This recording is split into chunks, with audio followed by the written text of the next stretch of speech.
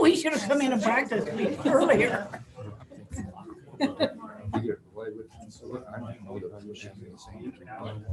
Yeah.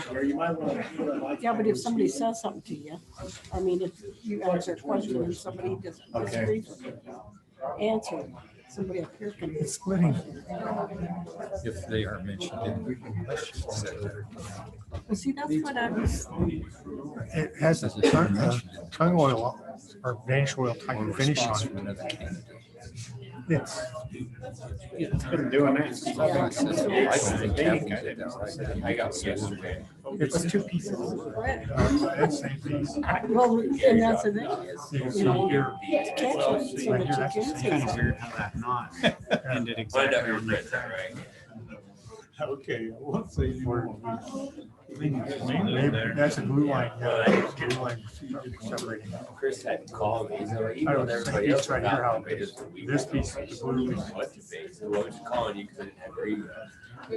They didn't want you to show up, not know.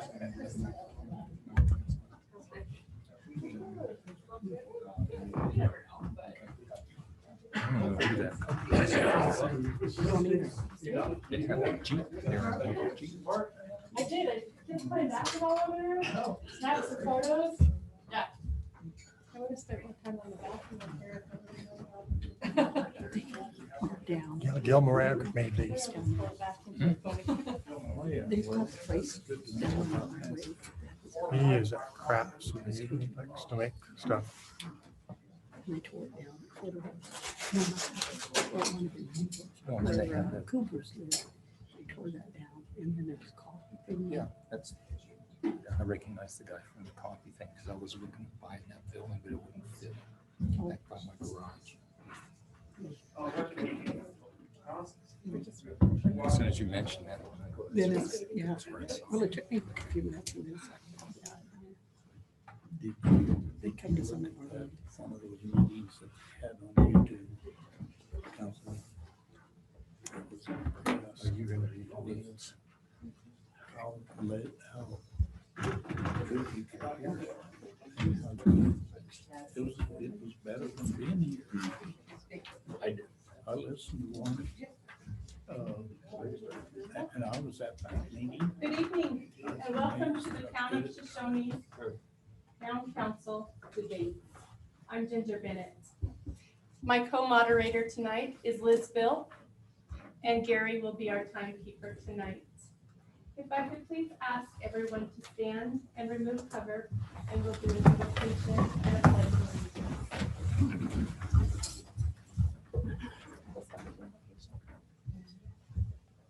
Heavenly Father, we thank you for the opportunity to gather here today. We ask that you bless the people in this room, give them wisdom and insight as they make their decisions on who will be the best counselor for the city of Shoshone. We ask that you also guide our President, Donald Trump, our representatives in Congress, and our Supreme Court justices as they go through this week. Work with those in law enforcement to make their jobs more safe and help those who would create angst within our country to do no more. We ask all this in your Son's name. Amen. Amen. I pledge allegiance to the flag of the United States of America and to the republic for which it stands, one nation under God, indivisible, with liberty and justice for all.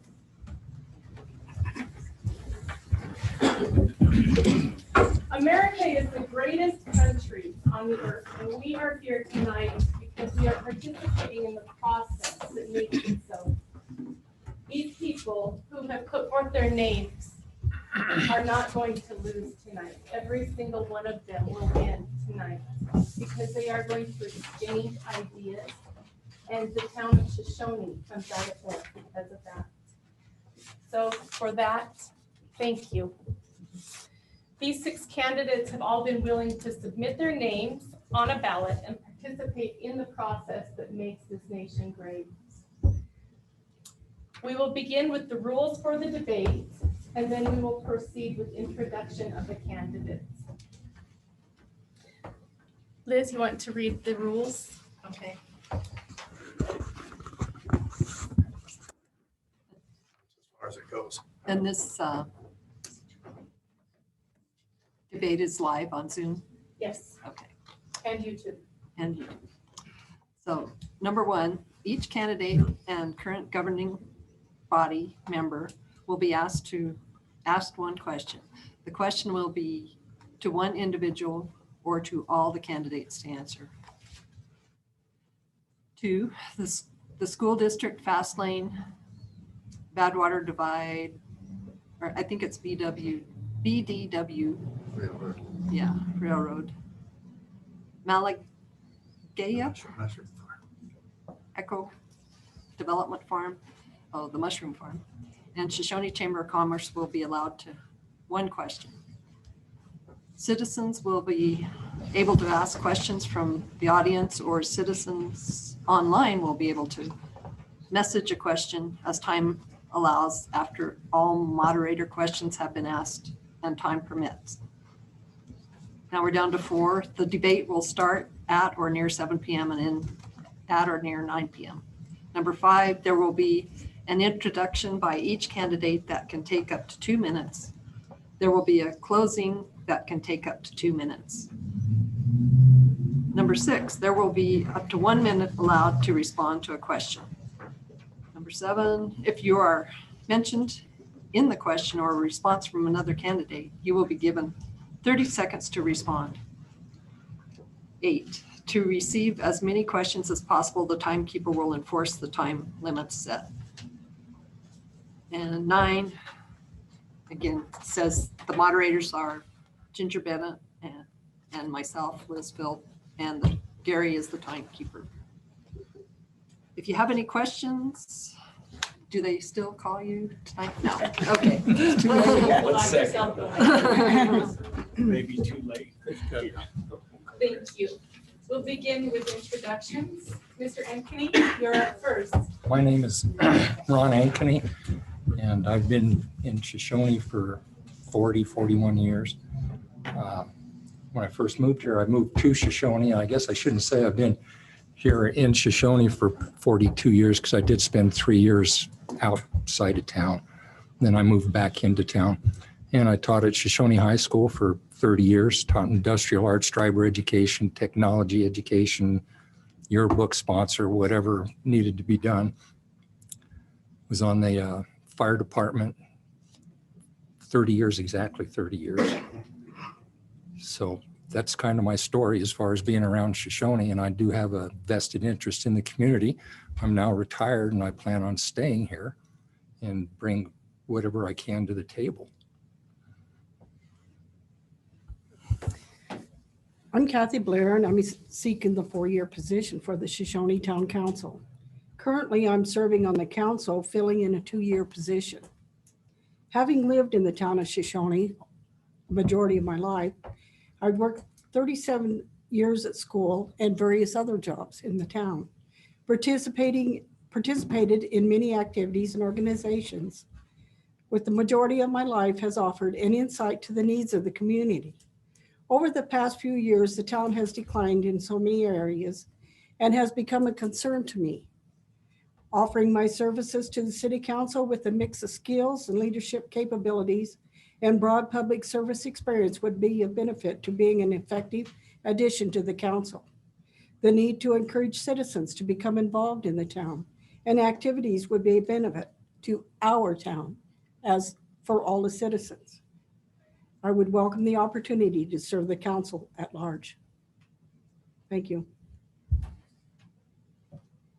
Mr. Kundal. I'm Ken Kundal. I was transferred into the Shoshone area in 1970. Since then, I've served on the school board, the rec board, town council. I retired with the state parks and historic sites, and just decided to make Shoshone my home, and we like it here. So I'd like to be a part of the town and part of helping the town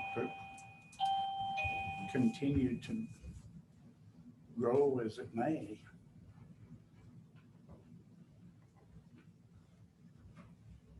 Thank you. Mr. Dimick. My name is Mike Dimick. I'm a longtime 5-year resident of Shoshoni, Wyoming. I moved up here from Utah 10 years ago to start our initial business in Shoshoni. And since then, we have 10 years managing various stuffs in this community. Spent a lot of time on the fire department, currently serving there, and work throughout Fremont County. We do a lot of waste disposal, a lot of cleanup in general. My intent to run for town council is to help expedite the process of moving this town forward, helping it to be a prettier place, and doing what I can from a business side to make good decisions, how we spend our money, how we generate better revenues to better assist our community while we all live here and enjoy what this town has to offer now. Mr. Stedler. Jake Stetler, I've been here a while, I guess 19 years-ish, something like that. Got a couple little kids, and I guess the reason I'm involved is I didn't like the way things were going, and I felt like it was my duty to say and do something. Most famous in this town recently for my biggest push, that huge push that started the basketball court, which made a bunch of people mad, but that's all right. We got a basketball court and the kids are loving it.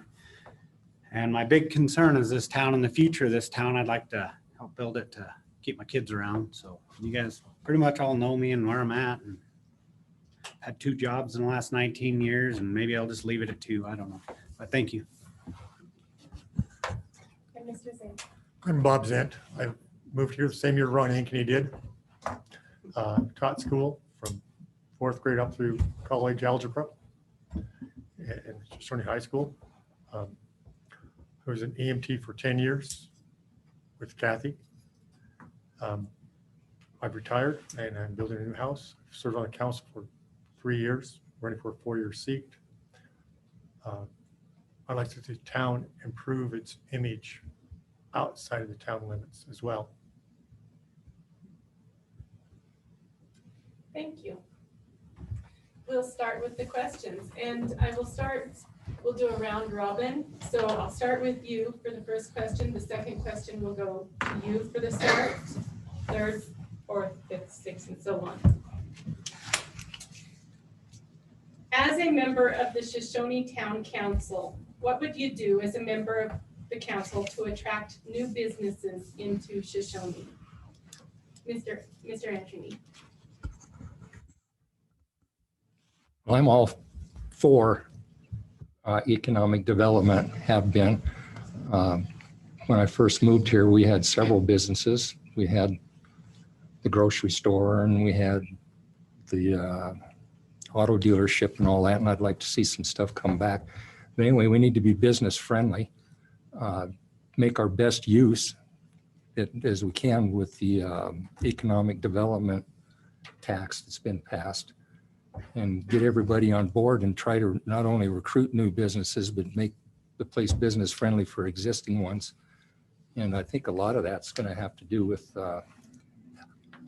having decent housing for employees, infrastructure in place that will support the business, and if need be, even go down the road of economic development as far as adding incentives for clean businesses. But I think we need to be careful about what we do bring in. I'm not so sure we'd want to have a national solid waste disposal garbage heap or something like that. But anyway, we definitely need to be business friendly and need to encourage people to take a look at the town.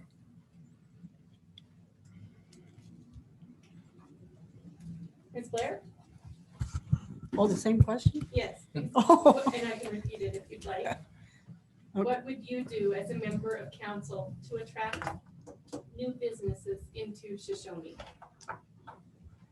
Well, I think we need to work as a team. We need to even get the citizens of the town to even get involved, to encourage everybody to start working together and making some plans into getting some development. The economic development is certainly in a direction that we need to turn into to help people come in. And I agree also as far as the housing and stuff, they need to get more of that going for people to move in. And we just need to work together and get it all put together. Mr. Kendall? Well, I think the opportunities that present themselves should be taken advantage of. And I think the council has done a pretty good job in the past of doing that. There's, of course, been some booms and busts, and that's not good for little towns in Wyoming. When you only have so many people, you can only bring so many businesses in, and they've got to have enough people to sustain them. So whatever you can do to cooperate and to encourage more and better economic development, I think is the way to go. Mr. Dimick? What attracted me to Shoshone 10 years ago was cheap dirt and a rail spur. At the time when I moved here, we were functioning between Denver and Salt Lake. And so trade routes in the commercial industry was extremely important to me. I did not choose Riverton at that time because I couldn't afford the property. So looking at Shoshone, how do you attract new businesses today? I think anybody that comes to Shoshone has to be willing to take a risk. There's a lot of risk. There's a lot of risk in a new business anyway. 9 out of 10 are going to fail within that 10-year period of time. I think Shoshone has its challenges with being realistic. We do not have a large job pool to pull from. Part of that is because there's not a lot of housing. There's not a lot of opportunity for those people. I know that we rely heavily on the school for bringing in a younger crowd as far as teachers that will come from out of state because of better wages that they're able to receive here. But to encourage other people to come here, they have to have either the guts to do it, or they've got to be able to bring with them some of the things like people to help manage what it is. If it's going to be something outside of the box, we don't have a lot of trained people that have grown up on things that are outside of the box. Things that are in big cities don't necessarily work in little towns. But I know that more people to choose from for employment is a huge help in finding things that people can agree on to say, this isn't the best location, but they can utilize the traffic flow that we do have through this community. Thank you. Mr. Settler?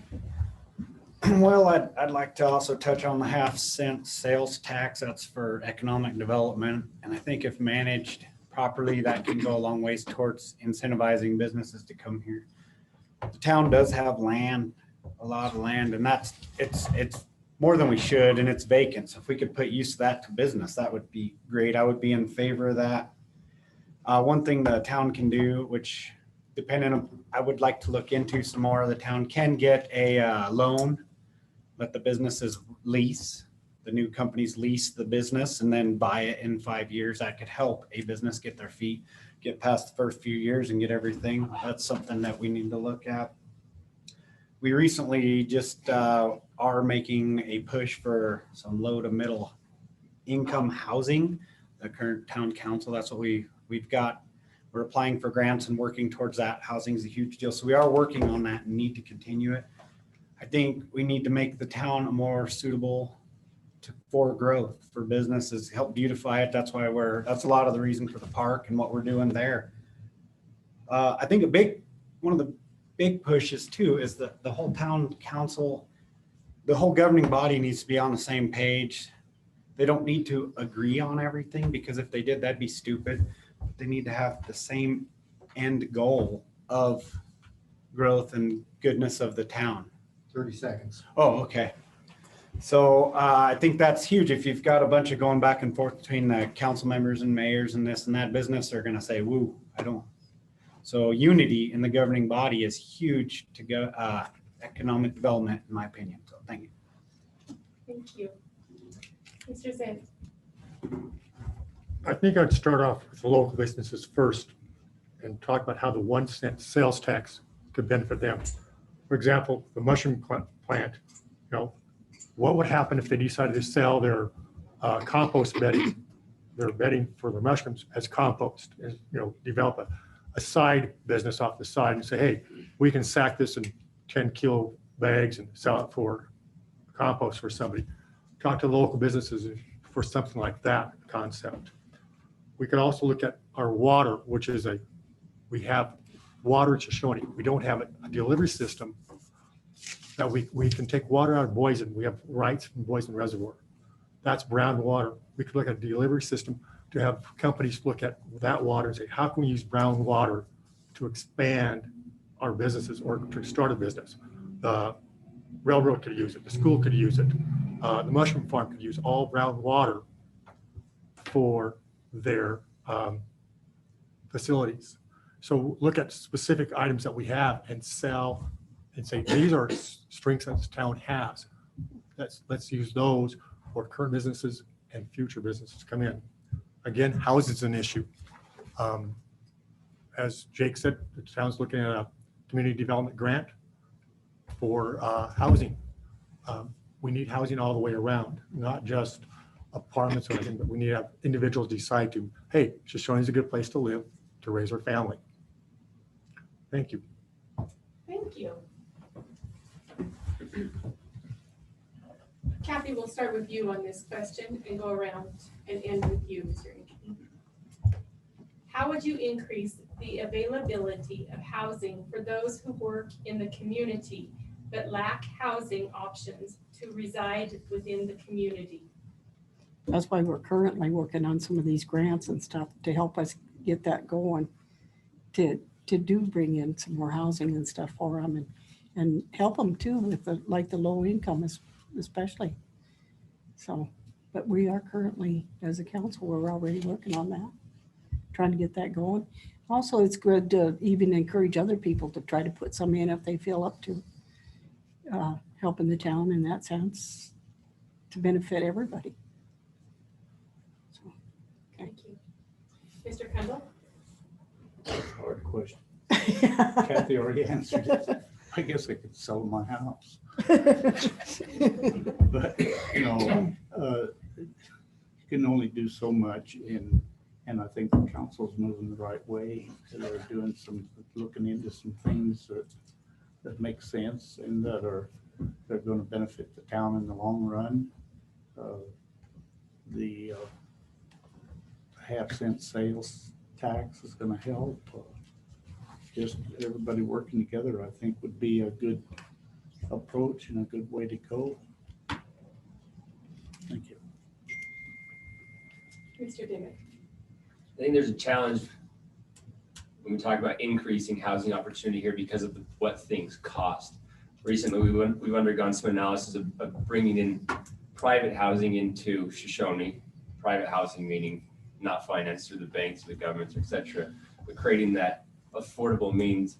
And what we find is that the values are very comparative as far as it costs the same to build in Shoshone as it does in Lander or in Riverton, but the value of the property in Shoshone is substantially less than it is in Riverton or Lander. So whether it's a private individual, a bank, an investor, whoever, they're all up against the same issue of if I can put my money someplace and if they're in it for the return, then Shoshone is not going to fall high on the list only from the premise of dollars and cents. So when we think of how do we increase it, so it's looking at means of making more affordable housing. So if you have the government to do it, then that's certainly great. If the government's not always there, times are a little bit tough right now. So it's looking at what we can do. I think trying to ask people why do they want to come to Shoshone, and part of coming to Shoshone is so they don't have to be these other places. So if they need to go get groceries, they have to go to Riverton. If they want to go to the school here, they'll make that reasoning, say, okay, I'll live in Shoshone, but it's so my kids can go to school, but I'm going to continue my lifestyle elsewhere. So increase housing. If property is less expensive, that helps any builder. If the area is cleaner around it, that helps the people that say, oh, I'd kind of like to live next to that person because the neighborhood's decent. Good roads, good foundations, etc. It'll be a process and it's a time principle to get that increase in housing. Thank you. Mr. Stetler? Well, I think we're kind of pretty much currently doing what we can do as far as the low to middle income housing. Any decent house, it seems, in this town sells so fast. There's such a high demand for it. But I think one thing to point out is that nobody's been denied a permit for building or otherwise. I mean, there's not a whole lot that the governing body can do as far as making people build houses here. If they don't want to, they don't want to. But having some of that low to middle income housing or might get some people in that'll decide to build or move in. Once again, providing an environment suitable for growth, beautifying the town, making it more of a friendly small town will incentivize people to move here. That's about all it can do, I think. Thank you. Mr. Zentz? In 1906, there was a lottery in Shoshoni. That was for the homesteads across the river in the Riverton Valley, up Missouri Valley. One thing the town could do is have a lottery for lots and say, condition of you build a house here. I don't know if it's legal, but we can look into it. The other part is we need to look in South Shoshoni. How many people drive through Shoshoni, go to work in Lysite, the gas fields to the east of us? We need to talk to the banks, the realtors, and make connections with those people and say, hey, theirs is available as well. And talk to companies, say, hey, you drive back and forth, you save yourself time, you can have companies encourage their employees to look at Shoshoni as a place to live. We also need to build from the bottom up. Instead of just building houses, we need to look at our roads, our sewer. We talked about having phase 3 sewer treatment done. Hasn't been done. It's been on the books for a couple of years. Then finally, we can look at grants from the state, from nations, and also from companies. They may have grants to help us as well. So we need to sell the town and say, but first we need to build from the bottom up. Make sure streets are good, sidewalks, and go from there, make it attractive. Thank you. Mr. Ankeny? Your turn. Well, I agree with Bob on that. That doesn't mean you get 30 seconds for rebuttal. Maybe it does. And the reason I agree with him on that is when we first moved here, all school teachers were encouraged to reside in Shoshone. And in order to get teachers to stay here, it had to be an attractive place to live. And just having the hardware store and the grocery store and, fuel and just really, really help to get people to stay here. And then if you have couples at work and one or the other is going to have to drive, depending on where they live. But yeah, the goal is to get people to want to stay here, want to live here. And people that, as I understood the question, you have to do something to have housing here for people that go like, yeah, I really do want to live here and I want to work here, but I can't find a place to live. And getting the developers to build housing to see that there's a future here and to improve the town all the way around is going to really, really benefit the town. For instance, I lived in a duplex down here that was owned by Ed Black, I believe, had that. And when the town was booming and then it went away, well, then Jeff Menzies and Don Hall brought that back and now it's being rented. And then one of my neighbors over here, they've been, I don't know if it's fourplex, I don't know, at the end of California, they've built housing and they're looking at doing some more. So, getting a partnership with the developers and with the business community and retired people that want to live here, keep the cost of living down. And if you can get all that to work together, people will live here. Thank you. Starting with you, Mr. Kendall. How do you envision business donations and investments being utilized for development of youth activities? Business donations and what? Investments. How do you envision business donations and investments being utilized for development of youth activities? Boy. Well, it has to be you have to go out to get those donations.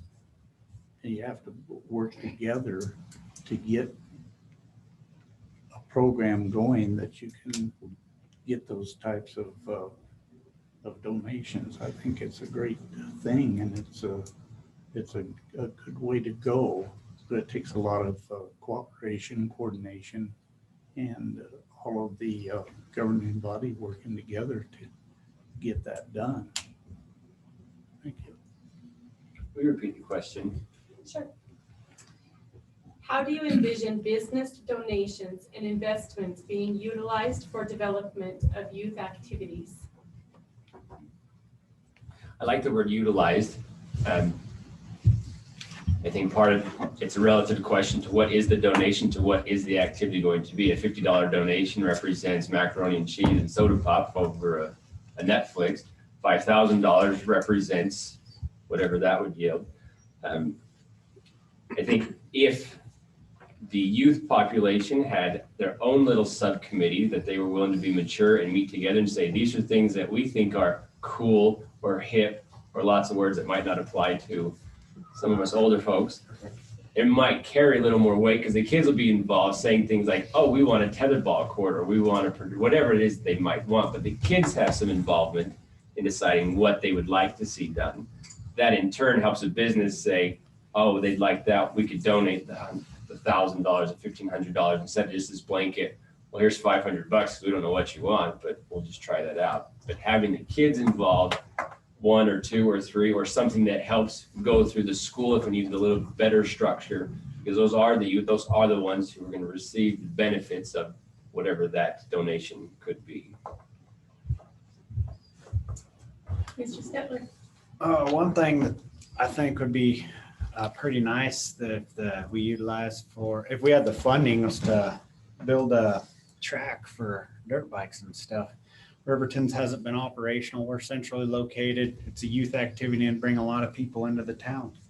One thing for the youth we need to do is really look into repairing the skating rink. I'm actually going to touch on that here pretty soon to make sure that that's had some issues with it. That needs repaired. We need more organized activities, I think, for the youth, but I mean, it takes it's not up to the governing body to necessarily do that. But you said, what would I envision for youth activities? Like the rec department's Easter egg hunt, that's pretty good deal, but it takes donations and money to make things like that happen. They need to have good prizes to keep the kids going. It'd be great on our new basketball court if we could have a basketball tournament. I would see, if I was given a blank check and said to spend it on the kids, those are some ideas of where I would direct it. Thank you. Thank you. Mr. Zent? When I moved here in 1980, 81, the town had 1,200 people in it, and now it has a little over 600. Our population of our youth has went down dramatically. We are more retired. And so when we look at youth activities, we need to say, what goal do we want them to use? Or as Mike said, what do the youth want to do? Do they want a 3-on-3 basketball tournament? Do they want to go ice skating? The tennis courts on the south end of town are just no good. They're no good. So we need to look at what the youth want, and then talk to other entities, the school, the rec board. The school has open gym, the rec board has activities.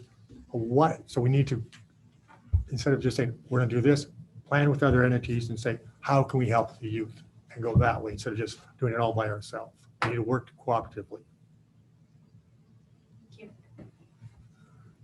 Mr. Ankeny? Well, anything that's donated, that businesses donate, or other organizations generally is earmarked. Sometimes it isn't.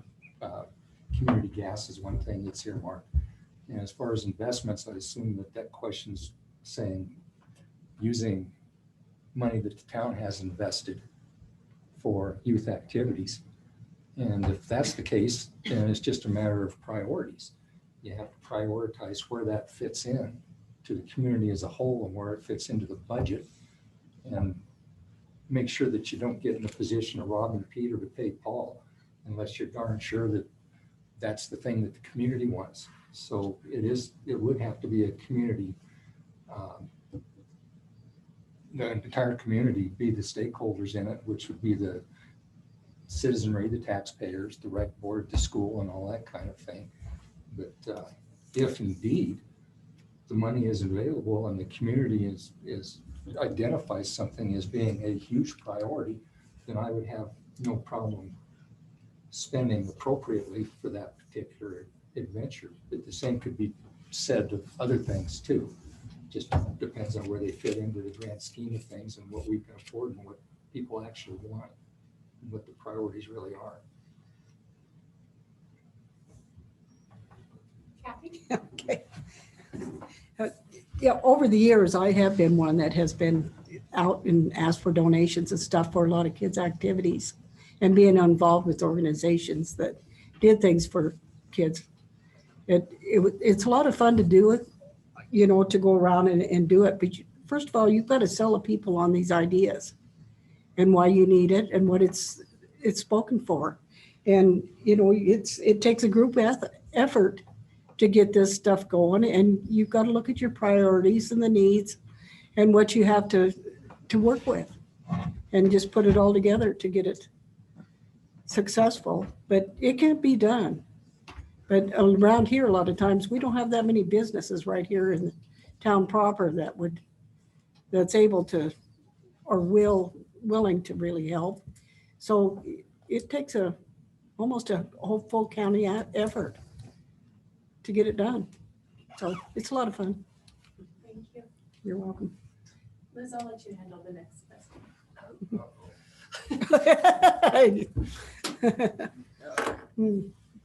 Down to number 4, right? Yeah. Okay, we're starting with Mike.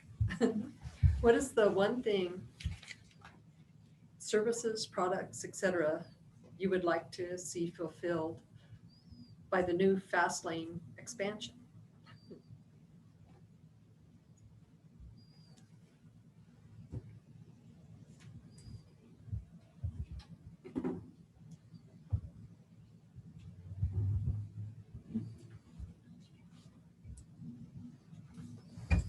I think the most convenient thing for me, they're talking about services more than products, would be the ease of filling up semi trucks.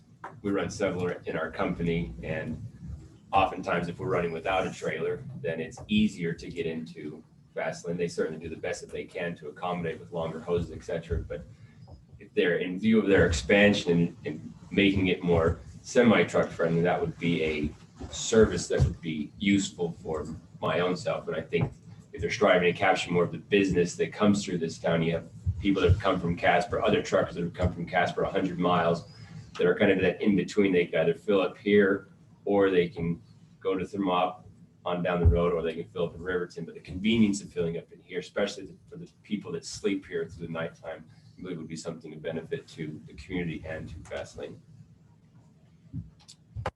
So to clarify, you said something that I would like to see the question is something I would personally like to see. What is the one thing, services, products, etc., you would like to see fulfilled by the new fast lane expansion? Or Well, I'll just answer this you think. personally. Fried chicken. We gotta have some fried chicken. I think that'd be awesome if we could just get some fried chicken. I agree. I think I would say one of the things that people talk about fast lane is how clean it is. I'd like to have that continued. Their cleanliness. I mean, their bathrooms are clean, the floors that are clean. That one item brings people to fast lane. They know it's always clean.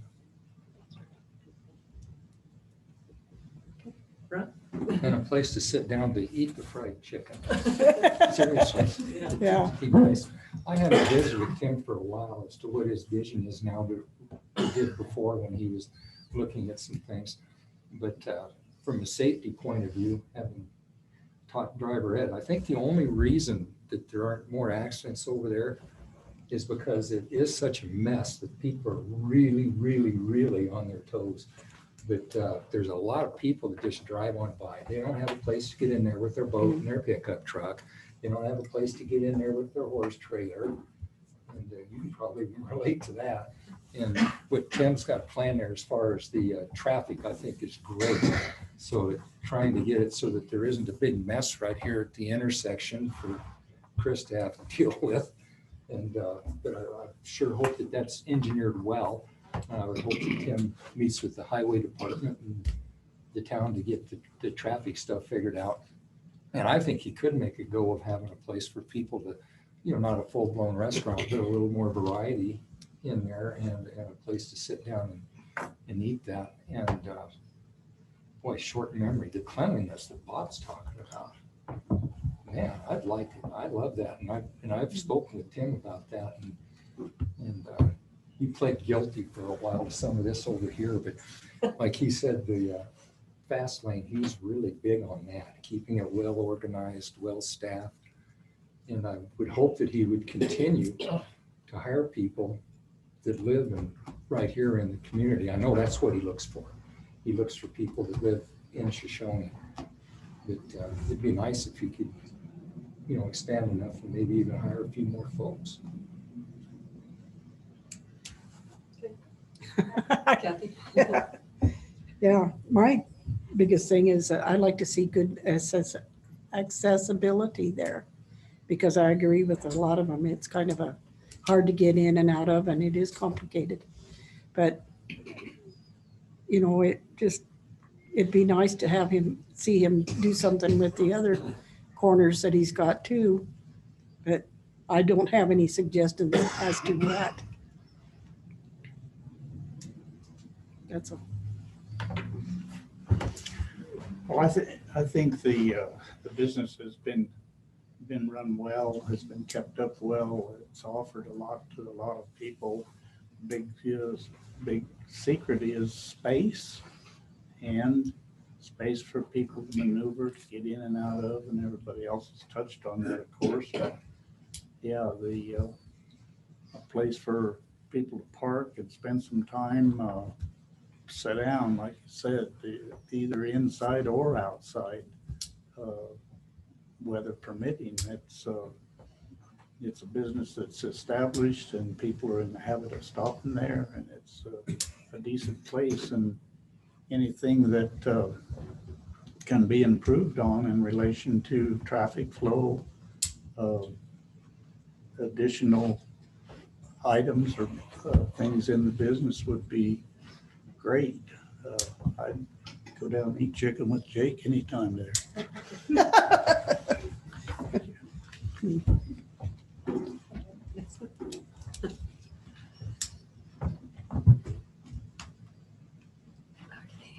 This one, Jake gets to start.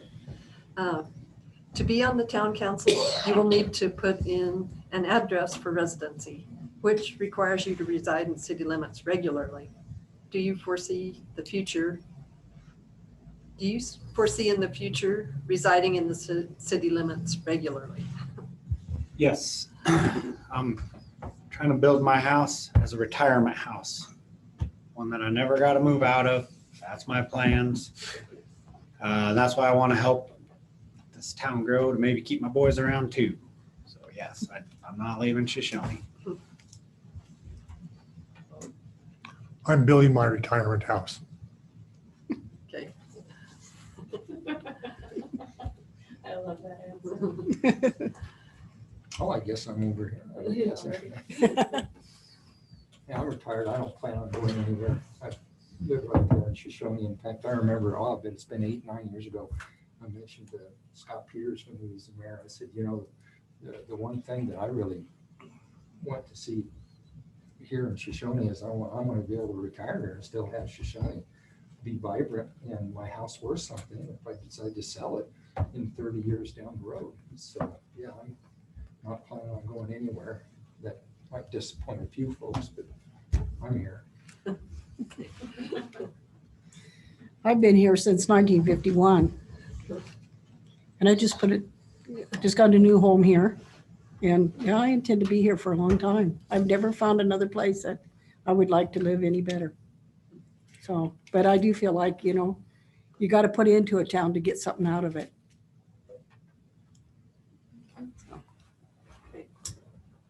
I plan on staying. I'm satisfied with where I live and the neighborhood. It's a good spot. It's if we could maybe cut down on the Jake breaks a little, otherwise everything would be great. We're a little close to that. Thank you. You said Jake, do I get a rebuttal? Wait, There you go. it's your break. Yeah. There isn't any. Yeah. Mr. Dimick. I currently reside in Shoshoni. I've been here for 5 years. I purchased various property within the town limits throughout that time. My more recent ventures, I was striving to create a vacation home on South Pass and was unable to get that. And so I took the next best piece of property, which was on the other side of Poison Creek here in Shoshoni. If I choose to create that as a primary residence, I would in fact be outside of the town limits. And I've given that a lot of consideration. And one of the things that I remember from a previous council member or from a council meeting, the mayor had talked about what a blessing it is when great people come along to the town of Shoshoni. And when we have great people on our staff, sometimes we have to do what it takes to keep them on our staff. And I let that serve as an example for my own self. If that was a decision that I chose to go, I believe that the council would be able to make that variance if it seemed in the best interest of the town to do that. And I've also had people ask the same thing, whereas I volunteer as a firefighter in this community. On a typical call, you can expect 4 people to show up. There's 9 of us, usually 4 are, for the most part, readily available. And someone had asked me if I lived a mile outside of town, would I continue to respond to fire calls? And I said, my motive for being in this town has been to serve. And I proved that because a couple of years ago, my family considered moving to Riverton, and we bought a home on Hutchinson Road, which was in between here and there. It gave us, I could focus on my 1 yard in Riverton, I could focus on my yard here in Shoshoni. But we decided to sell it because of our love for the fire department here. And the fire department has been what's grounded us. I didn't have to say a word. Now how do I stop it?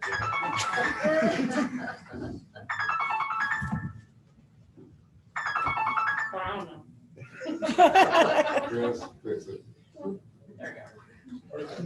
Never goes off.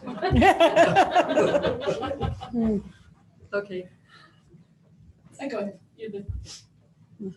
thank you. All right.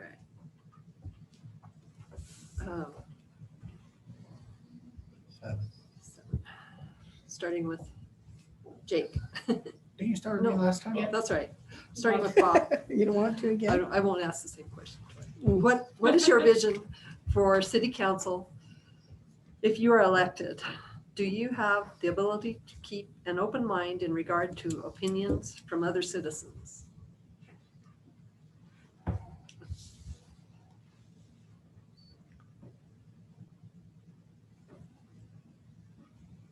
I'm thinking of the answer. Repeat the question, please. What is your vision for city council if you are elected?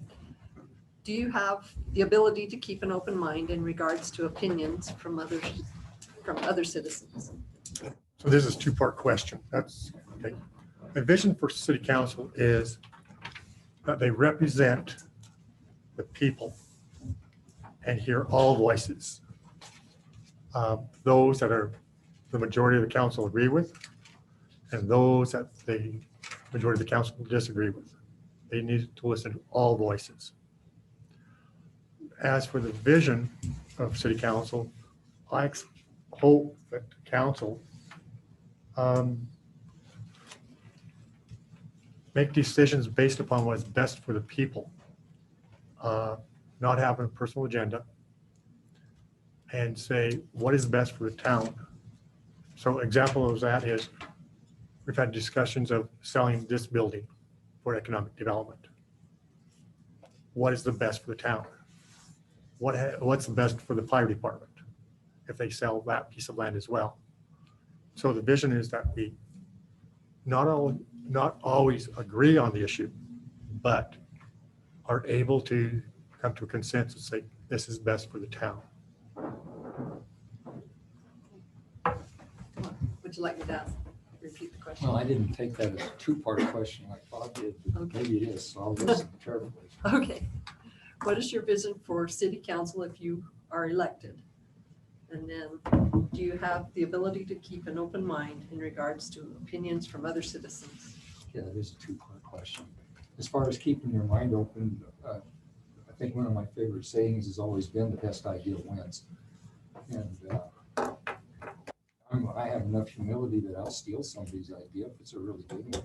I'll ask them first, but yes, you have to be willing to listen to all points of view and consider the point of view of each stakeholder that's involved. And where that really struck home is 30 years in education, as Bob can attest to. What you're dealing with in education is probably a family's most prized possession, their kids.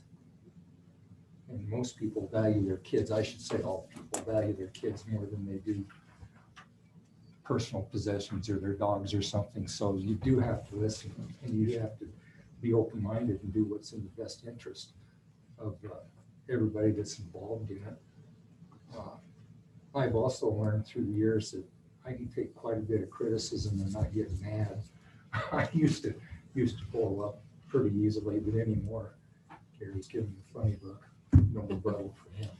But anyway, yeah, I can be open-minded. As far as vision for the council, that means 30 seconds. That's 30 seconds. Okay, 30 seconds.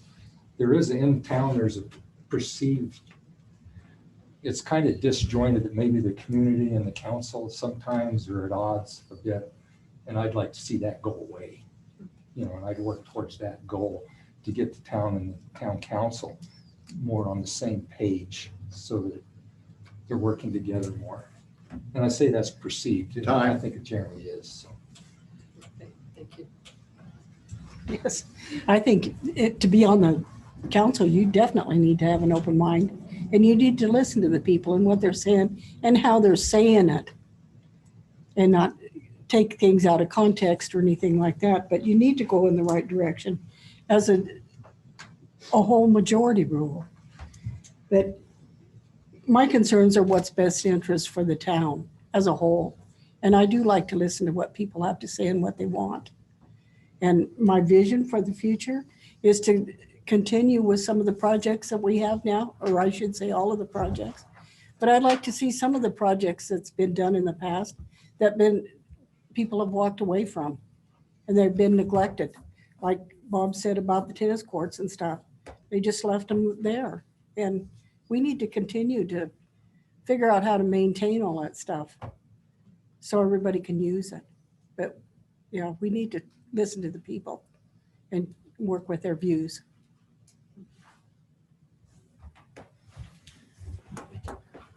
It's imperative that you listen to everyone. I worked in the state government for 30 years and dealt with more federal guidelines and regulations and things that caused a lot of heartache. But on the other hand, you've got to listen to what people need, what people want, and you also have to look at what your responsibilities are in relation to the function of the town. Your main sewer, water, roads, parks, and things that you've already got going. And there's been a lot of good things and a lot of hard work done by this council in the last 3 or 4 years, and I think that should continue.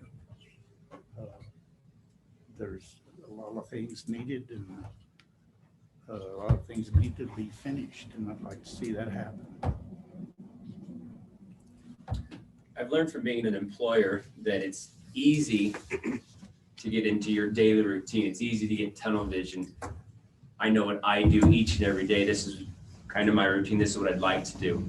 But I've learned that the employees have a much broader vision on some of the smaller types of things. I have to be concerned about the entire state of Wyoming, and they have to be concerned about Shoshoni, Wyoming. That's their position. That's what they need to do. So I relate that to the people. As a council member, it's easy to say, well, this is what I think would be important, but you have people that are outside saying, well, this would be important over here, or this pothole is important, or this tree fell down. So it's one thing to be able to listen to it, and it's another thing to hear what it is that's being said. And I think just like being in the employer industry, it's being able to follow up. When you follow up with people, that's when they feel heard. That's when they know they were listened to. My vision for the city council, I think that meetings will hopefully become much more entertaining, to where whatever that entertainment might be, we just don't have a large crowd that typically shows up for it. And it would be fantastic to have the 30, 40, 50 people. We talked about the debate tonight, and I said, why is the debate going to be in this building? And one of the comments was, well, how many people do you think are going to show up? I thought, well, that's unfortunate. We're in a town with 600 people, and there's less than 60 of us here tonight. And it would be nice to have people have a reason to say, I want to go to council because I know I'm heard. I want to be a part of whatever it is, the changes, the good, the input, to where people say, this is a fun place to be. This is fun to see my ideas, my itty bitty little idea come to light on a meeting.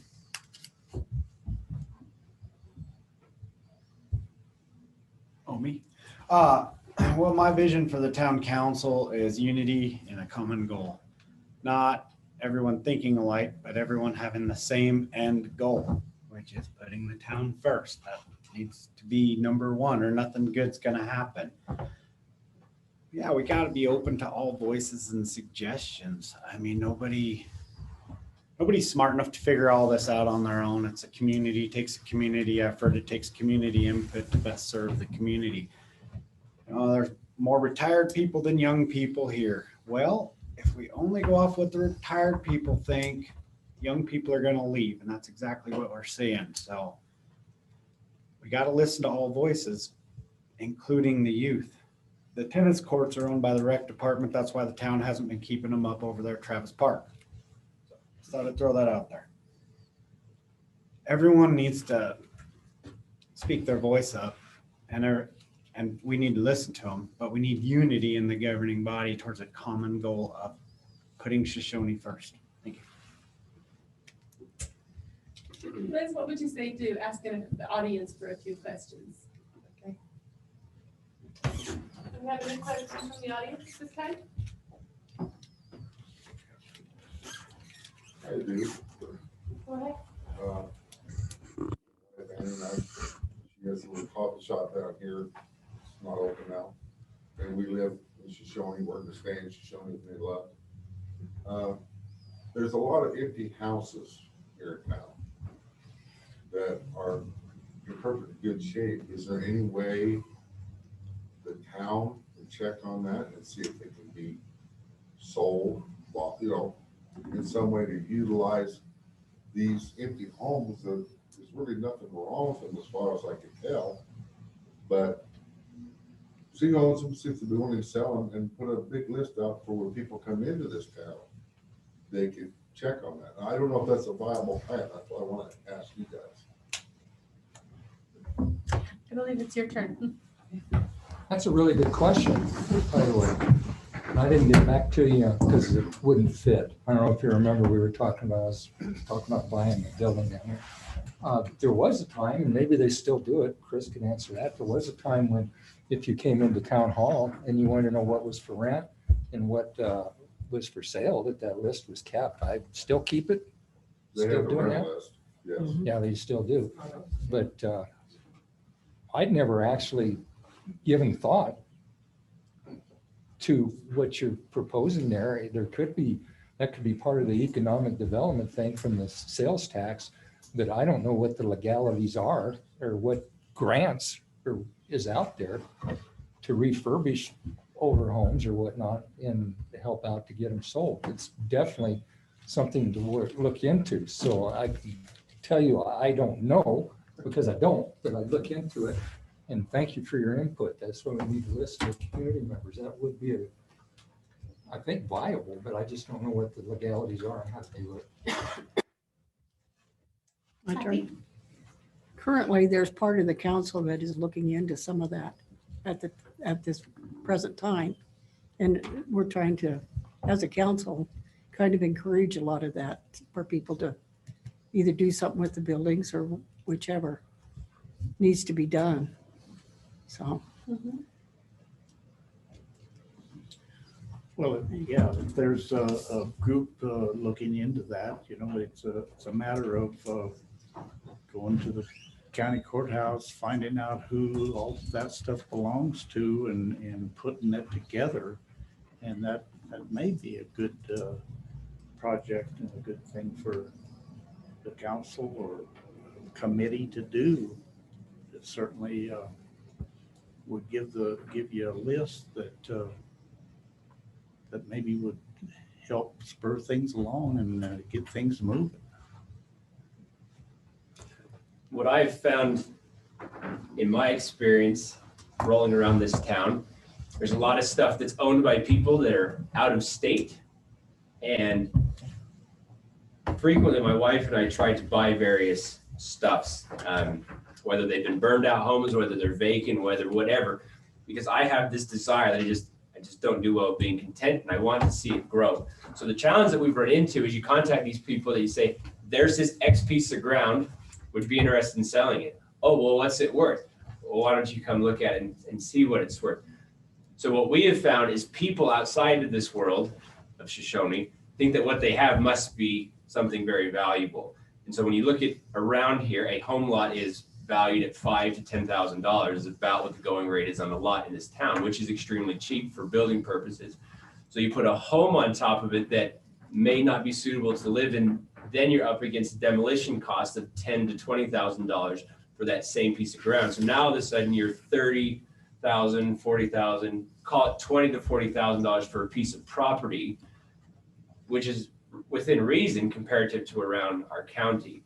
But for us, the biggest pushback has always been, why would we want to sell it? Because someday we're going to build on it. Or I see a lot of similarities to, we buy a lot of junk vehicles, and it's the same thing. It's the people that say, I'm going to restore this someday. And you say, you know, there's no floor, there's no this, or well, someday. Or you have people that, well, it was my great grandpa's. And there's some respect for some of these things that people have had in the family for a long time. But in answering your question, typically we find people just, they want more than a developer could say, this is really worth it.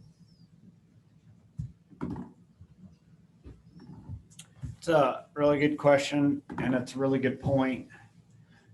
Town council is working on that. Currently, we got the town attorney involved in that, 'cause there's a lot of legal matters on that, and it's more in a research stage. Our last resolution, and I got my notebook I brought for taking notes tonight only. I do not have my council notebook, so I don't remember the acronyms, but we did just send a resolution to acquire land and clear it. That's what we're applying for, some grants suitable for building for housing. So we're going that way. There's a lot of speed bumps in the road, but we're trying to work through it. And I really appreciate where you're thinking on that and how you're thinking about it. Thank you. It's called Wyoming Community Development Grant. Yeah. Yeah. I'm not a big acronym guy. Okay. Having a list of unoccupied housing is important, but the most common selling house in Shoshone for the last several years has been those sold to people who need a place. How do I describe it? A staging place.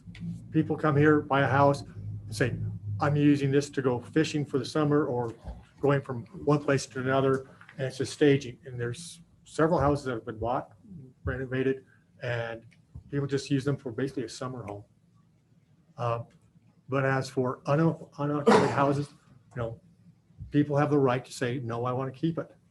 And the question is, when does that house become viable to sell for a profit, or it's worth nothing anymore? And we have both in town. And the question is, do those people want to buy? We bought land from a couple in, I believe it was Connecticut who got this from an aunt who taught school here years ago. They never knew, basically. You just have to contact the people and say, do you want to sell? And the town has its research to find that information.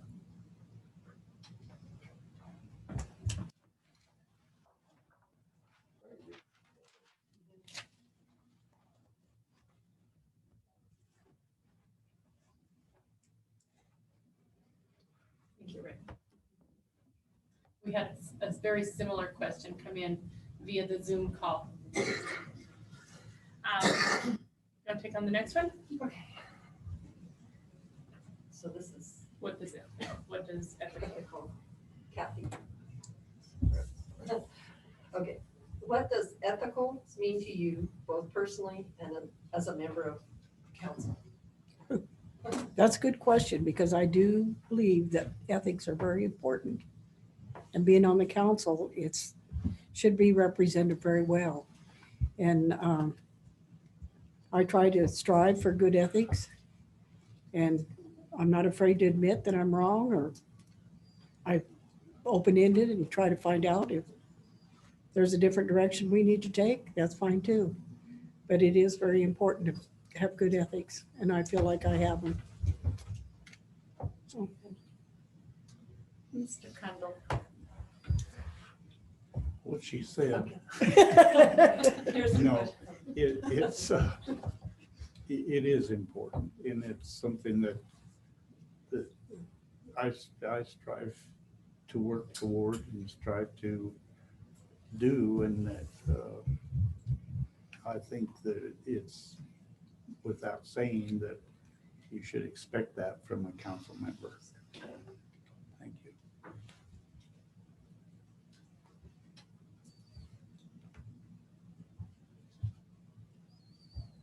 I think your ethics are what people see when you don't realize they're watching. And if that's in harmony with what you believe is right, I think that's what's important with ethics. It's easy to say the word, it's easy to say I'm a good person, I do good things, but it's what do you say after that? What do you do when they're not looking? What do you do in those conversations when the world isn't privy to it? So as a council member, when you ask, what do you do ethically? I think it's important to be able to stand behind the decisions that you make. You will make decisions that some people will like, and you make some decisions that some people won't like. But being able to take accountability for why you made that decision. I think your ethics should also be able to be seen throughout your daily life. What do you do when you're not in the public eye? What are your problems? What are your dirty laundry that if somebody comes to your home, what are they going to see? Are you disappointed with yourself? Are you embarrassed? Are you thrilled? I think ethics behind being a council member is more than just being the guy that everybody likes, more than being the person that says, oh, look at them, they're just doing such a wonderful job. But it's knowing how they're doing that wonderful job, knowing what is it taking to get to that point so that people can look at you and say, this is a person that I would trust. I found that one of our criteria, oftentimes for hiring people, is I ask myself, is this somebody who I would want to babysit my children? And I use that as a guidepost to say, if I wouldn't feel comfortable with my kids around here, what about when a customer brings their children around? So we look for things that are unoffensive, but it gives me a good guidepost again to say, this is someone who I want to be, I want to represent, and I want the world to see that same of who I am. Ethics, pretty much that's your character, that's who you are. There's legal, there's illegal, and then there's ethical. Ethical's right and wrong. The test of ethics is what you do when no one's watching. Go along with that one. But just because it's legal don't mean it's right. And ethics should be what guides you. Well, ethics are what guide you. You either got crappy ethics or good ethics. That's what makes your decision for you. And I think everyone kind of, you like me or not, but don't question my ethics. Anyone who knows me knows that I'm of good character. My motives are pure. You can make good fried chicken. Well, I can't make good fried chicken. That's why I'm insistent the fast lane has fried chicken.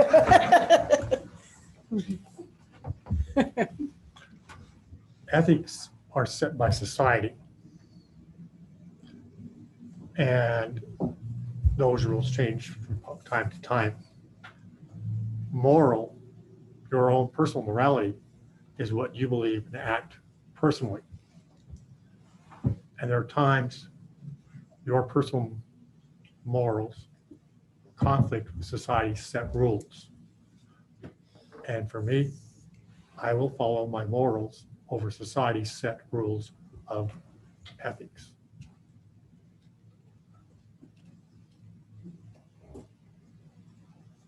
When it comes to morals and ethics, going back to college, I'm very well read on that. I find it fascinating, especially how it differs from culture to culture.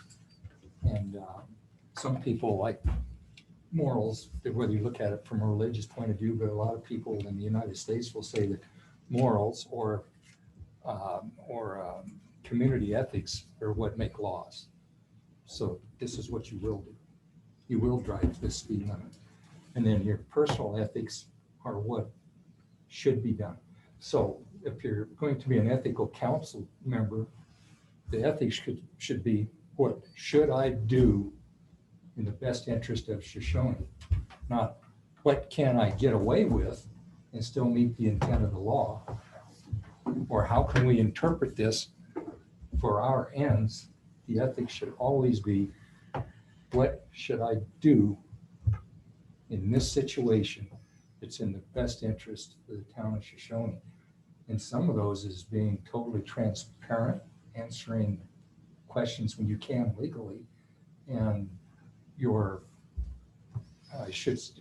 life as a civil servant should be just as honest as possible. So a good example of that, if you're going to drive the town car, drive it within the speed limit, but if you want to drive your own 10 miles over, just get behind me. See what I'm saying? So the ethics definitely have to be tailored for the town. What, did I go over? Not yet. Not yet. Well, I'm done. Okay. Nobody drives Which one? through Casper 70 miles an hour, Chris. I do. Well, yeah. My husband does. Sometimes. Only when I've been drinking. Ken, the next question is for you. To start with, Okay. do you believe Shoshone is heading in the right direction?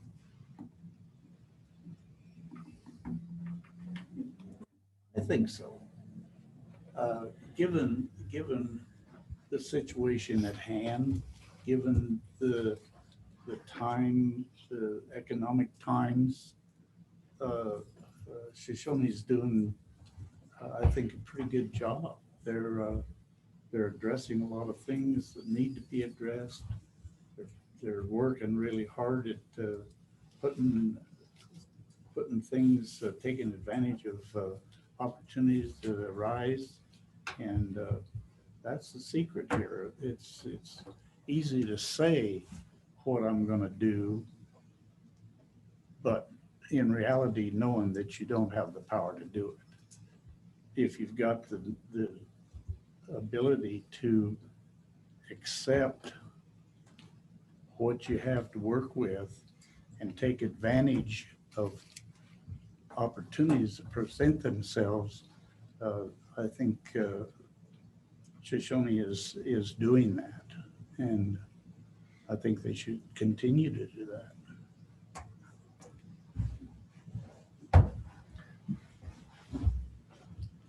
I think Shoshone's heading in the right direction now.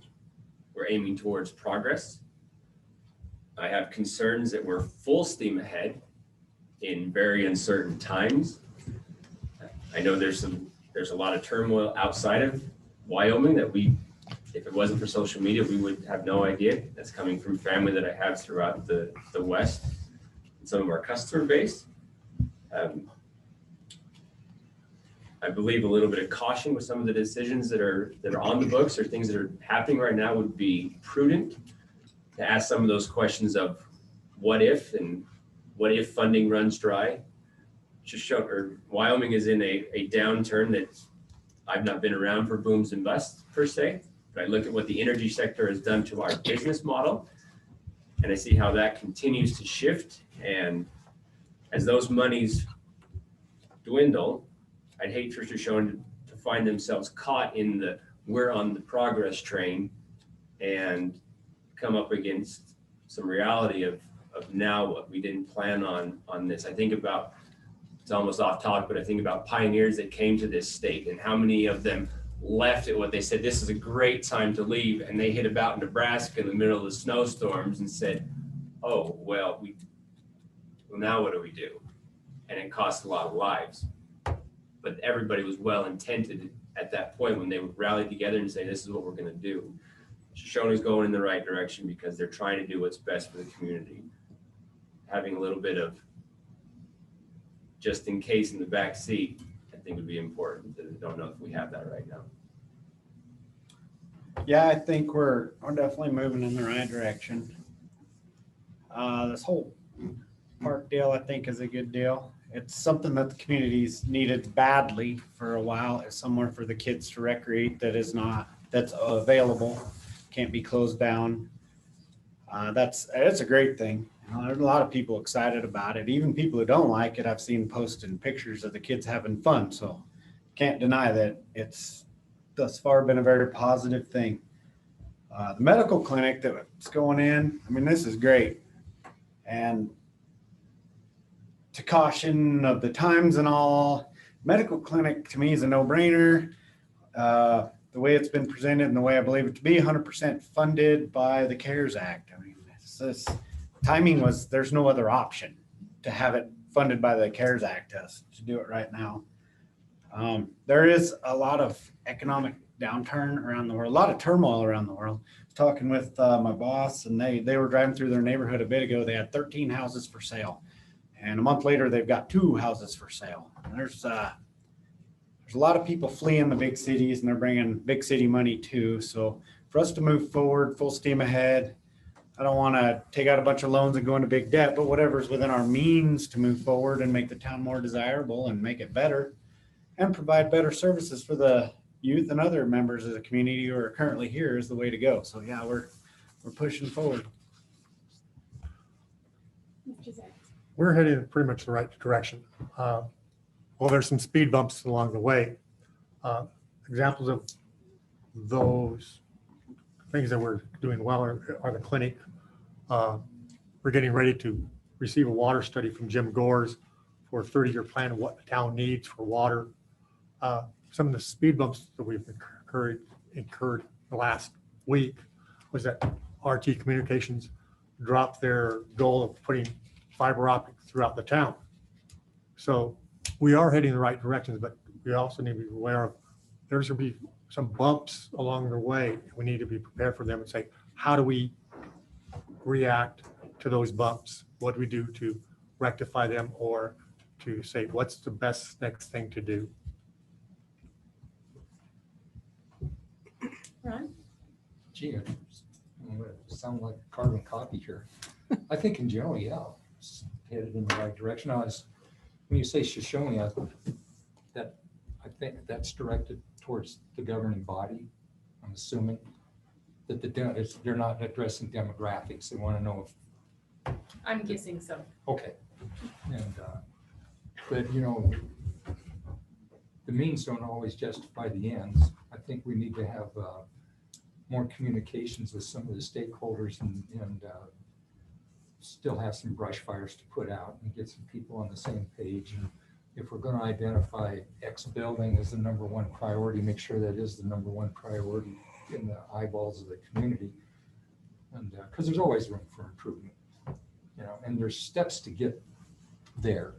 And then with what I know of the budget processing in Wyoming, and what I'm hearing at the state level, it isn't this year, it will be next year when we really feel the impact of COVID. And somebody has to pay for all of that. And I think Mike nailed it. Proceed with caution. I mean, you can be cautiously optimistic. You don't just have to say, oh no, the sky is falling. But make sure that the steps are in place and that there's ultimate plans and that the end goal is going to be sustainable. That's one of the reasons 9 out of 10 businesses fail, is because the business can start out fine, but it's not sustainable. And so I'd say, yeah, in general, going in the right direction, but there's a lot of room for improvement amongst the stakeholders. Yeah, it's pretty hard to follow what they've already said. That's Yeah. pretty well covered it. But yeah, I think that we're moving in the right direction as far as the town, because it had gone into a major decline. And I think it's time to swing upward. And, you know, the caution of movement is really important and necessary for us to work on.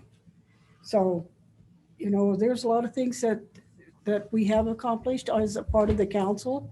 And we've been really lucky to have employees and stuff or people to help us move in that right direction. And we've got people that are very involved in trying to encourage those movements. And I think we're working in the right direction. And I'd like to see it further. Very good. You want me to take it? And I believe we are starting with Mike. Thanks for keeping track of it. What do you think is the greatest challenge facing Shoshone?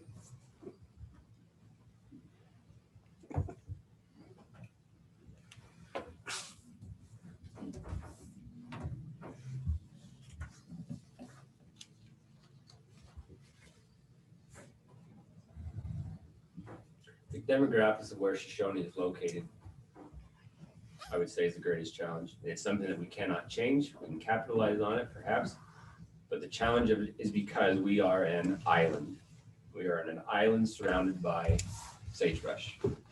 And you talk about the challenges of that, to get people to say, I want to leave my plush 50,000 population in Casper, or my 40,000 in Rock Springs, or my millions in California, and I want to go to this population 600.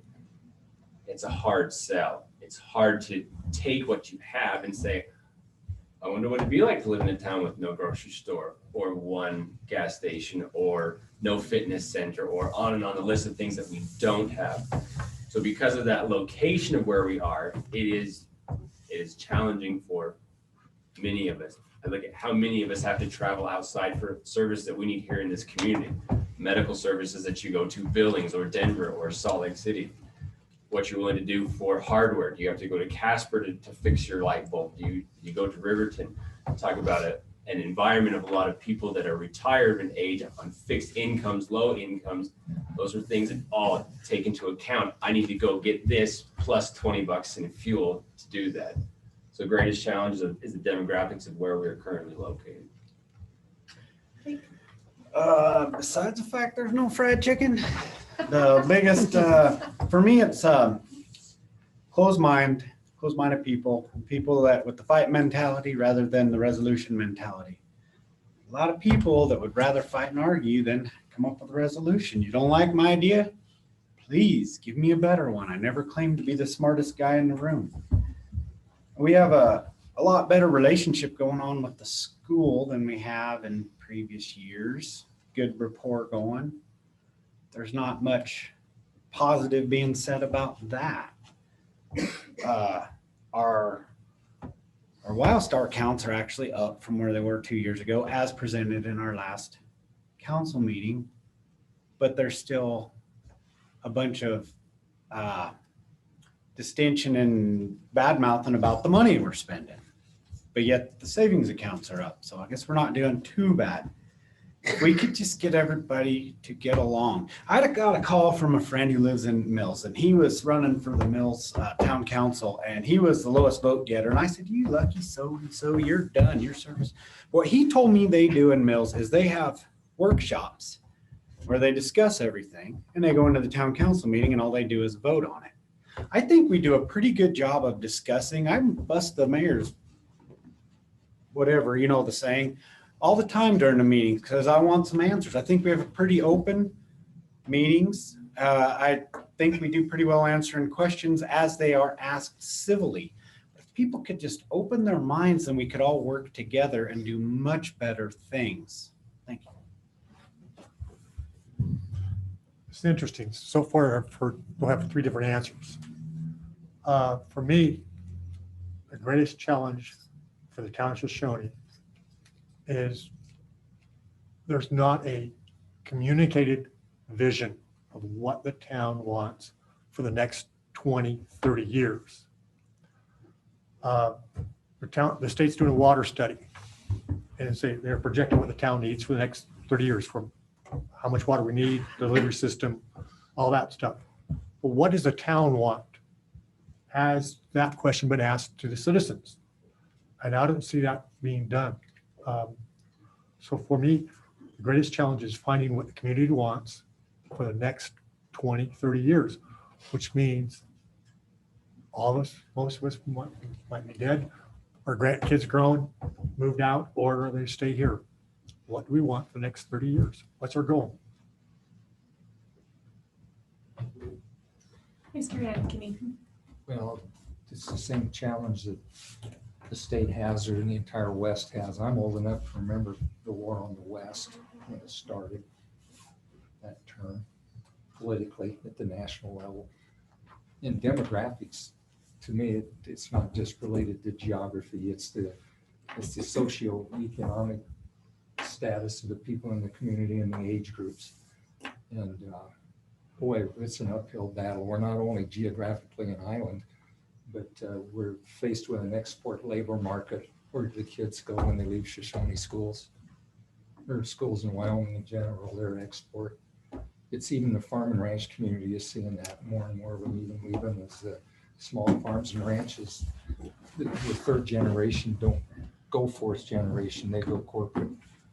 And that's a real challenge for the entire state. So yeah, it's the demographics and getting everybody on the same page. And that communications involves not just, you have to listen, process, answer questions, be open, honest, and approachable. And there is some dissension, people that want to fight, and it's a 2-way street.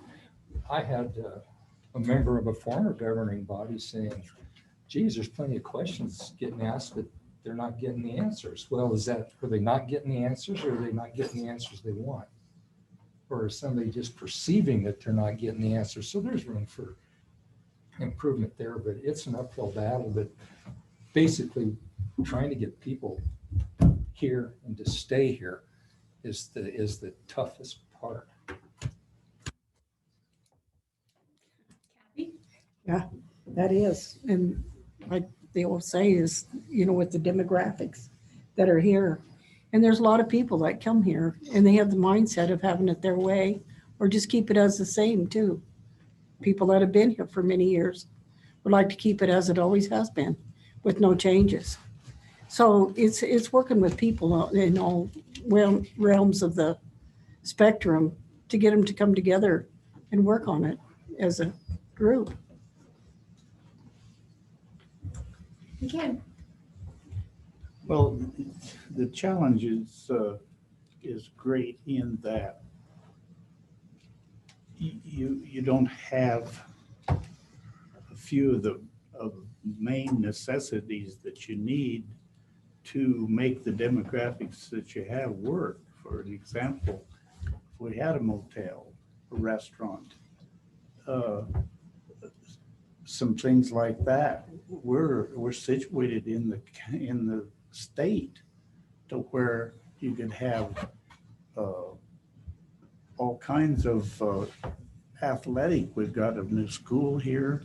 If people had a place to stay, you could have tournaments, you could have all kinds of things brought in that would work.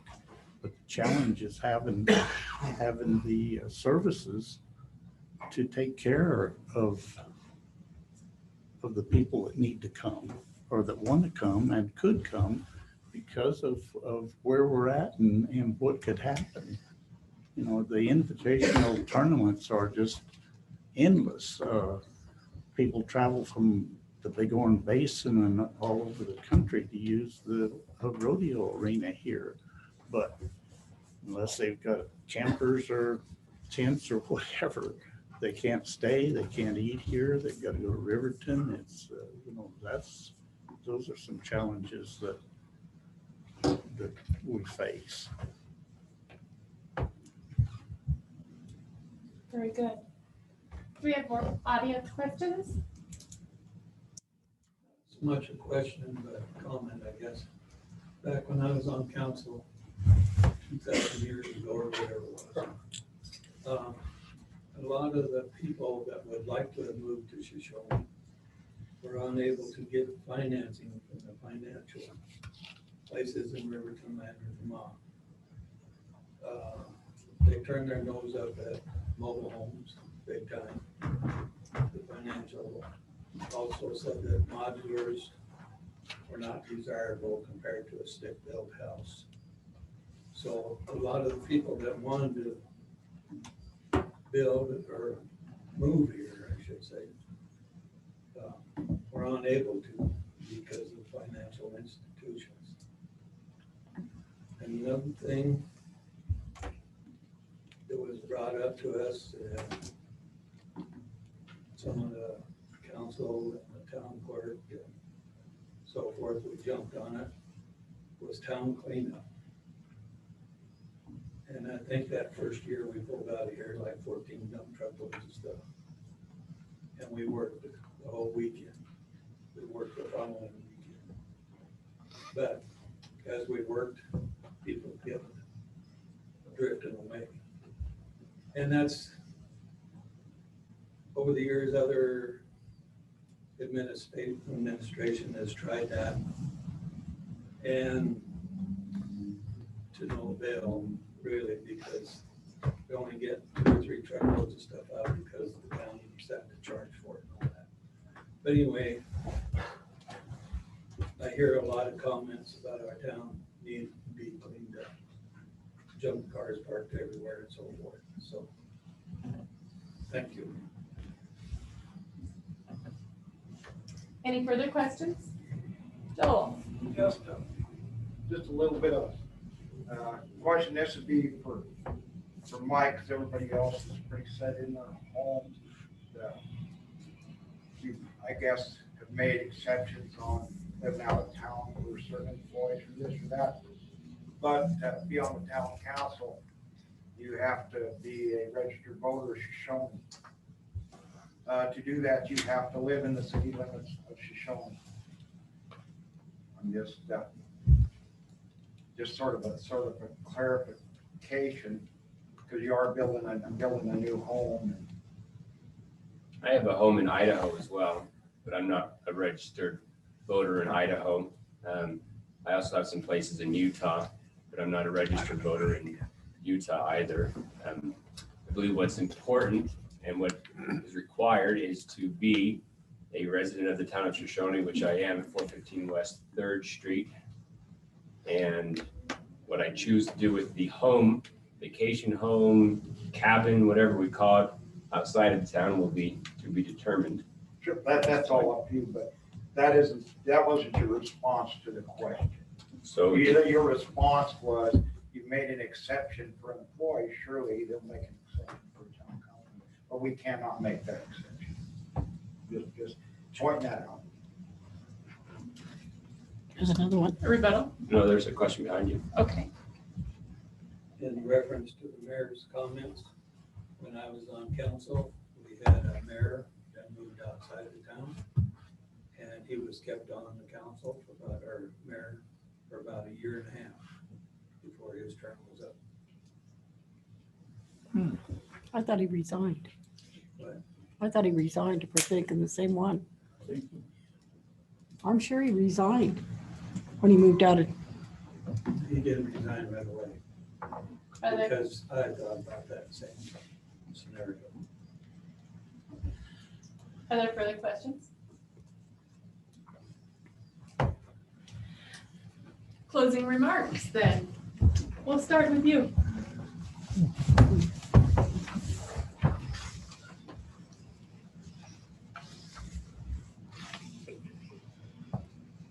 There's some things I'd like to see done in the town. One, finish the last phase of the sewer project.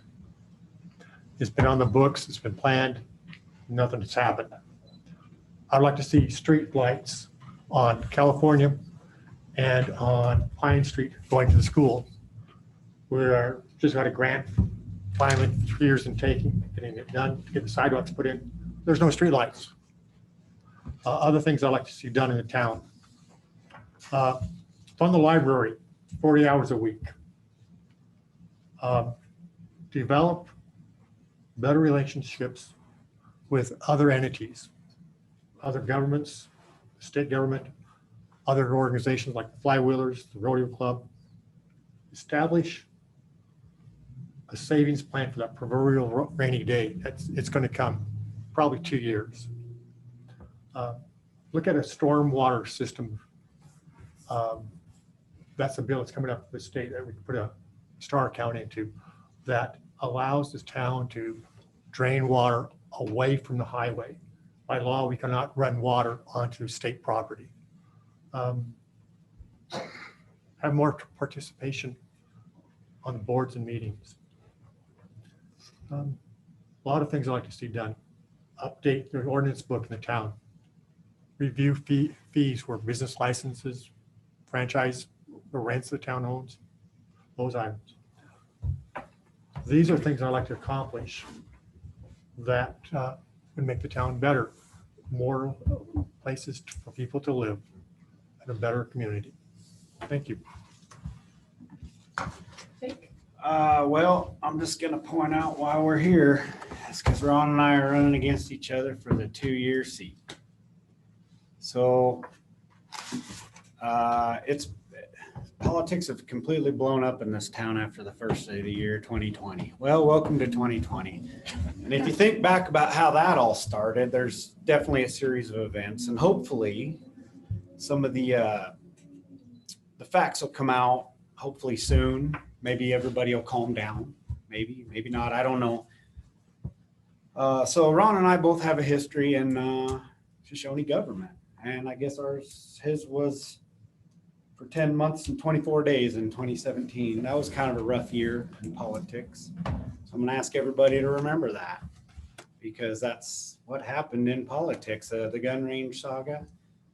Everybody has their own story and version, but if you elect them, that's probably, that's what you got. Don't be surprised if that's what you get again. I've been working really hard to promote this town, help grow this town. I know there's a lot of controversy over the library. Every time you get pissed off at me about it, drive by that basketball court, see all them kids having fun, and know that my motives were pure, my intentions were good, and the community's better for it. And it will be better for it for years to come. Been working really hard for the town. And if you guys elect me in November, I will continue to work very hard for the town. We need to change up what's been going on for the last bunch of years, in my opinion, because if you look at the way things have been going, it's not that grand. So hope you see fit to vote for me on November 4th or 3rd or 5th, whatever, in November. Mike.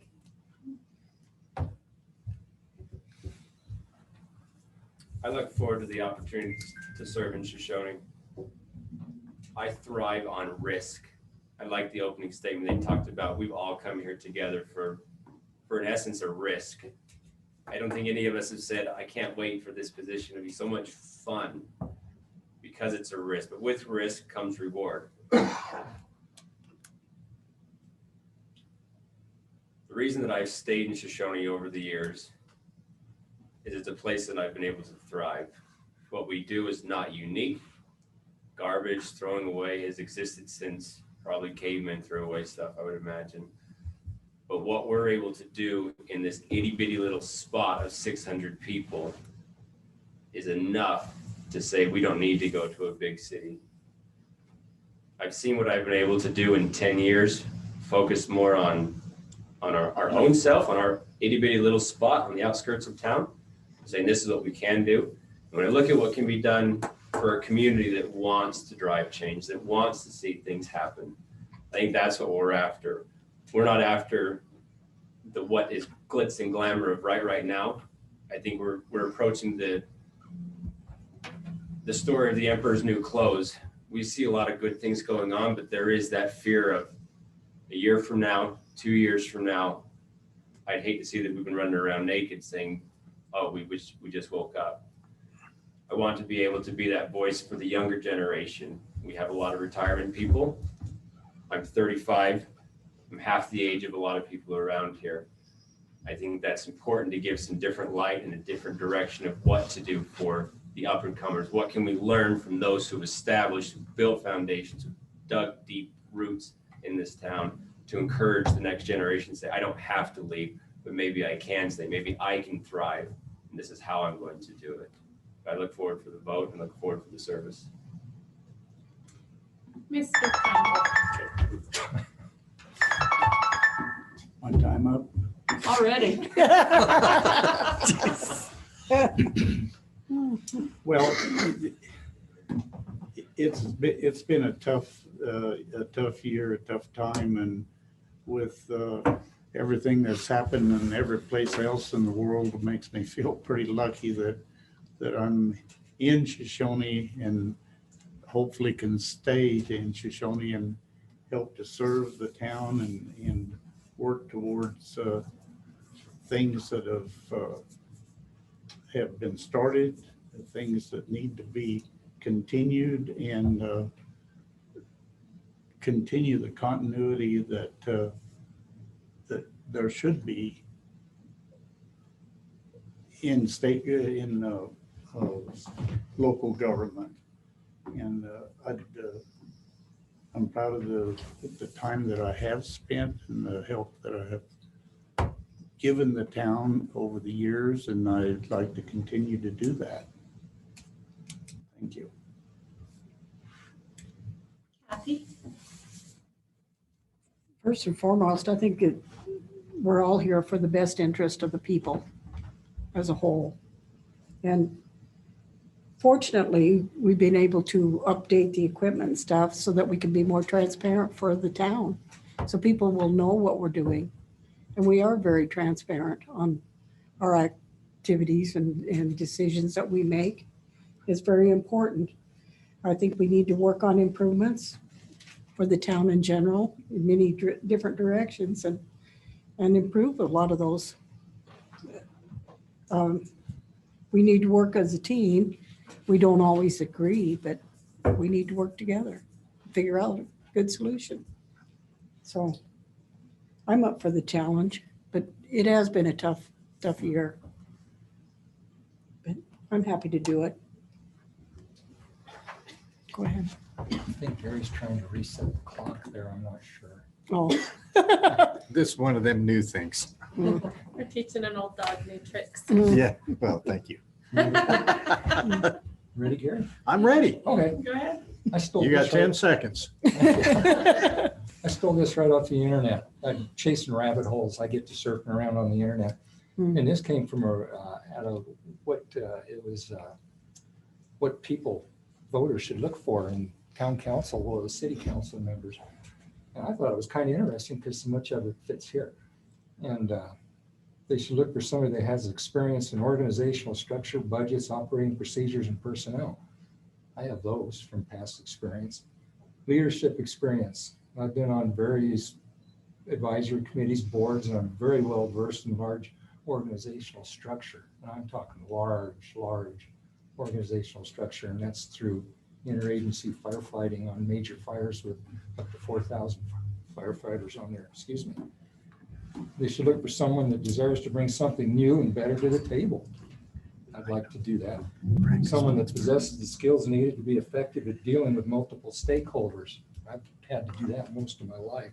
I'm not saying I can do all of this to a T. You should look for somebody that's visionary, sees potential and steps required to get there. And they're actually, I left off the word entrepreneur, Mike. They should be honest in dealing with the public, willing to stand up for what is true and right, open-minded, that's where the best idea wins, willing to do what is needed to serve the community, ability to read and understand the implications of developmental planning, and have the humility, confidence, drive, and determination to be of service and make a difference in the community. I really believe in number 10. And so rather than beat my own drum, I just would remind everybody that's on Zoom or whatnot and voters in general, there's some things to consider there when you decide, if you haven't already, who you want to vote for. So, and of course, I'd appreciate your support. Got to throw that in there. Perfect Man, timing. I didn't even rehearse it. And time management, you excel at that. Yeah.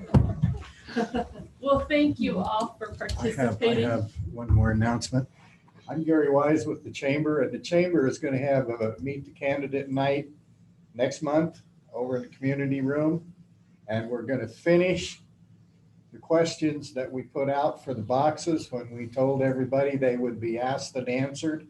We got over 80 for the city council candidates, and we only got 30 of them asked. So we're going to do city council only next month. And there will be flyers out, and I'll get a hold of people.